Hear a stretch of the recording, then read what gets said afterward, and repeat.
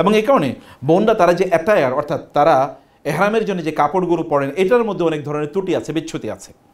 যেমন ধরুন আপনার পুরুষরা কিন্তু সেলাইবিহীন কাপড় পরতে হয়, আর মহিলাদের কোনো সেলাই বিহুল কাপড় লাগে না, যে কোনো কাপড় পরতে পারে, কিন্তু তারা চকচকে দেখবেন এখন তারা মানে বোরকা বানাচ্ছে, যে বোরকা বানানোর পরে বোরকার কারণে তার কাছে তার দিকে আরেকবার তাকানো লাগে, এত সুন্দর বোরকা কে দেখি তো, মানে এর আগে ওনাকে আপনি দেখতেন, এখন বোরকার কারণে আরেকবার তাকাইতেছেন, অথবা একবার দেখছেন আরেকবার দেখি এত সুন্দর বোরকা কে দেখি তো। অথচ রাসূল সাল্লাল্লাহু আলাইহি ওয়াসাল্লাম বলেছেন কোনো নারী তিনি যেন পারফিউম ব্যবহার করে ঘর থেকে না যান, যদি যান তাহলে কি হয়, ইস্তাশরাফাহা শায়তান, শয়তান তাকে কি করে, ফলো করে। এবং তিনি বলেছেন যে তিনি যেন এই নারী যিনি পারফিউম ব্যবহার করে ঘর থেকে বের হয়েছেন তিনি যেন দ্রুত ঘরে ফিরে যান, আদারওয়াইজ ফা ইন্নাহা জানিয়া, তিনি একজন জেনাকারিনী, ব্যভিচারিণী হিসেবে আল্লাহর খাতায় তার নাম লেখা হয়ে যাবে। কি ভয়াবহ কথা। কারণটা কি?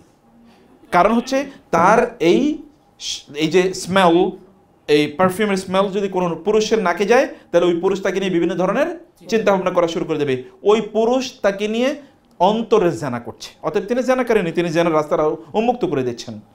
কি পরিমাণ জায়গা তাকে সতর্ক থাকা লাগে। অতএব তাকে এমন পোশাক পরে যেতে হবে যেই পোশাকটি সেলফ অ্যাট্রাকটিভ না, মানে এটা অন্যকে আকর্ষণ করে না, এমন পোশাক তাকে পরে যেতে হবে।